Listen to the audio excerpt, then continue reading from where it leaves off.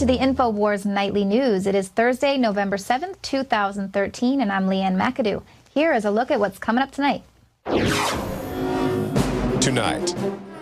Obamacare by morning, over 6 people served. Country stars spoof Obamacare, and a world-famous artist showcases anti-NWO art. That's next on the InfoWars Nightly News. I've got every right to destroy the image of the so-called emperor, and I'll do it anytime I please. Why is it spinning? Oh, it does that. Okay. Why is it smoking? I don't... Maybe we should restart it. Obamacare by morning. Why is this taking so long? Why is this taking so long? That was Carrie, Underwood, and Brad Paisley at last night's Country Music Awards. The two were on a rant about the faulty Obamacare website because Paisley injured himself twerking. But judging by the way those two were making fun of Obamacare, I guess they weren't paid off by the Affordable Care Act's PR team, because the rest of Hollywood has been targeted to include Obamacare in its plotline. The California Endowment is a private foundation spending millions to promote Obamacare. They recently provided a $500,000 grant to ensure TV writers and producers can stitch the Affordable Care Act into plot lines watched by millions. The center that received the grant said, "We know from research that when people watch entertainment television, if they know it's fiction, they still tend to believe that that stuff is actually factual. People learn from these shows." Well, it may be a little too late to use entertainment pop culture to fix this political glitch, but maybe that's why Obama has been on the road on the Obamacare defense team. He was here in Dallas yesterday. One of the things that sometimes gets me a little frustrated, although I understand it because I'm in politics, is folks who are complaining about how the website's not working. The first month I've not been happy with. You've all heard about the website woes. Nothing drives me more crazy than the fact that right now there's great insurance to be had out there, choice and competition, where people can save money for a better product, except too many folks haven't been able to get through the website. Now, this is like having a really good product in a store and the cash registers don't work and there aren't enough parking spots and nobody can get through the door. And so we are working overtime to get this fixed.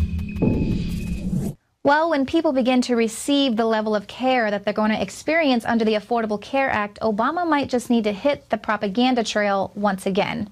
Now, we already know that doctors and a lot of hospitals are refusing to see Obamacare patients. But for those that do get to see a doctor, their visits may be even more efficient thanks to human health services. Take an extended family member of Alex Jones who was mistakenly prescribed pre-diabetic medication without a confirming test. This was all because the 90-year-old woman's blood tests were off since she'd eaten the morning of her blood draw.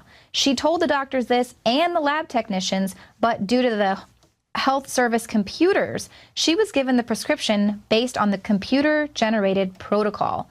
Now, the move toward greater efficiency in healthcare delivery in a mandated system means that people are going to get seen less often, they'll be seen for a shorter period of time, and they're often given medication rather than physical therapy or psychological or behavior modification through teaching better diet and behavior.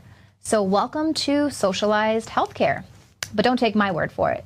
One of the traditional methods of imposing statism or socialism on a people has been by way of medicine. It's very easy to disguise a medical program as a humanitarian project. Most people are a little reluctant to oppose anything that suggests medical care for people who possibly can't afford it. James Madison in 1788, speaking to the Virginia Convention, said, "Since the general civilization of mankind, I believe there are more instances of the abridgment of the freedom of the people by gradual and silent encroachment of those in power than by violent and sudden usurpations." The doctor begins to lose freedoms. It's like telling a lie, and one leads to another. First, you decide that the doctor can have so many patients. They're equally divided among the various doctors by the government. But then the doctors aren't equally divided geographically. So a doctor decides he wants to practice in one town, and the government has to say to him, you can't live in that town. They already have enough doctors. You have to go someplace else. And from here, it's only a short step to dictating where he will go. This is a freedom that I wonder whether any of us have the right to take from any human being. Take it into your own occupation or that of your husband. All of us can see what happens once you establish the precedent that the government can determine a man's working place and his working methods, determine his employment. From here, it's a short step to all the rest of socialism, to determining his pay. And pretty soon, your son won't decide when he's in school where he will go or what he will do for a living. He will wait for the government to tell him where he will go to work and what he will do. Are we choosing our own destiny, or has it been pre-selected for us? As we've moved through history, every great leader has had to understand the potential of information. Billions of dollars have been spent privately and publicly looking at how to tap into your psyche. From compulsory state education to the Hollywood media brainwashing machine, we are kept in perpetual bondage to the ideas that shape our actions. When somebody obscures that feedback loop between you observing and testing it out and verifying it, they can take total control of your awareness. All of this is happening so fast, you need to be ahead of the game. How to engineer the opinion of the American people so that they would not only endorse but demand a war. Oh, there's another one. Another plane just hit. State of Mind, because there's a war on for your mind. Get your copy of State of Mind, the movie, at Infowars.com. And remember, every order at InfoWarsStore.com receives a free citizen rulebook.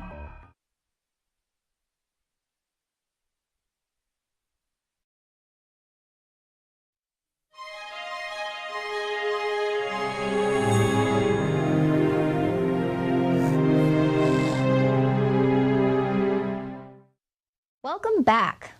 An Arkansas cop tasered a woman for refusing to show him her breasts. Ashlea Bennett alleges that a uniformed officer, Brandon Carter, strutted into her place of work in 2011 and ordered that she give him a sneak peek of her bosom. When she declined, he reportedly then chased her around the building before zapping her repeatedly with his electroshock gun. You know what, buddy? There are facilities for creeps like you, and you don't even have to whip out your taser. You just got to pay a cover.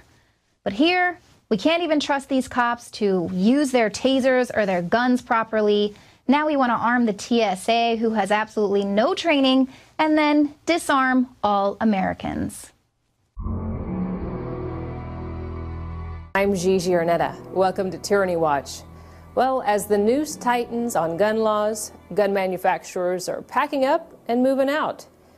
In New York in particular, the SAFE Act has caused several gun companies to want to just pull up roots and relocate. American Tactical Imports announced it would be leaving New York and investing in a new facility in South Carolina.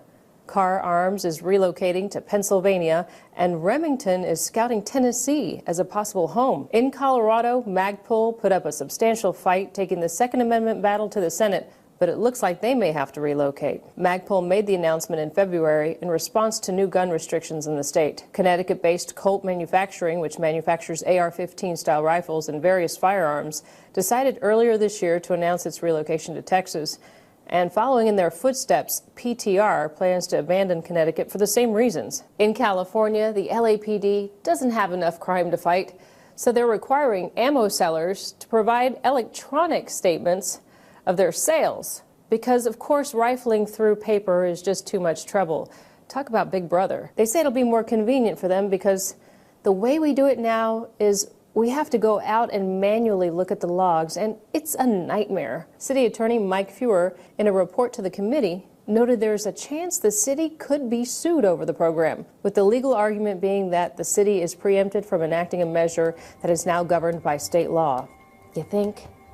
He never asked about the people's Second Amendment rights. No, just simply, will we get caught and get sued? I'm Gigi Arnetta for Tyranny Watch on the InfoWars Nightly News. And And that's in addition to them tracking the ammo sales. They're tracking any ammunition that you buy online. The U.S. Post Office has to make a note of any ammunitions that they deliver to your house. They're also shutting down the last lead smelters that are operating in the U.S. of A. So if you got them, hang on to them because your bullets are going to be worth their weight in gold. Now stick around because up next we have an interview with world-renowned artist Anthony Freda. And then stay with us after that interview because Alex Jones has a very special message for all of you active filmmakers who are looking to make an extra 10 grand fighting tyranny.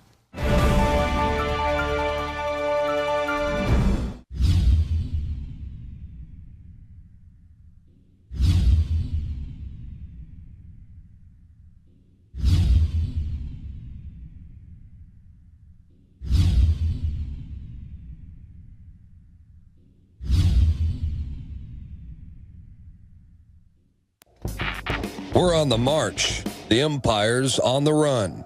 And the InfoWars army is standing strong. Wake up your family, friends, and neighbors and break the matrix at InfoWarsStore.com.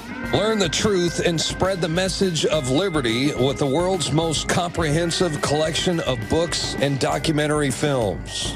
Maintain a healthy metabolism and energize your body to perform at peak health with Survival Shield Nascent Iodine.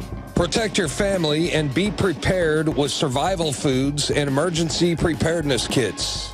And now you can drink safe water with your own ProPure water filtration system, which removes fluoride and other harmful chemicals from your family's water supply.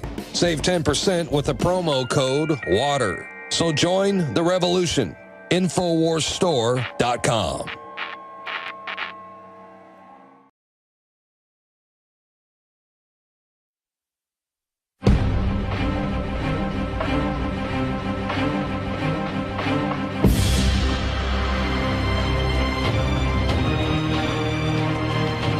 It's time for humanity to stand up in the info war. You want to fight? You better believe you've got one.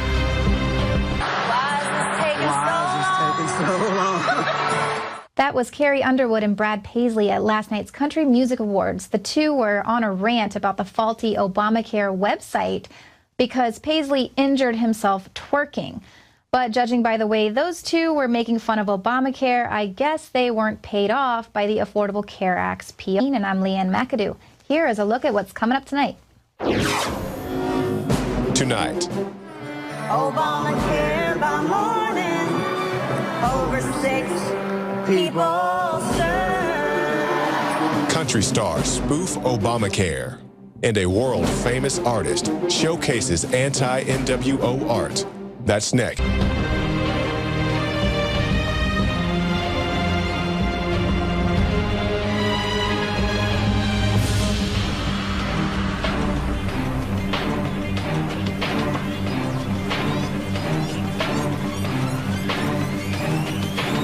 Welcome to the InfoWars Nightly News. It is Thursday, November 7th, 2013.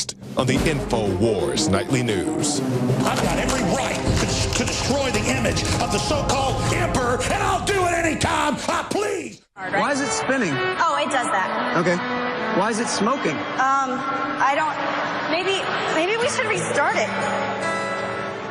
Obamacare by morning.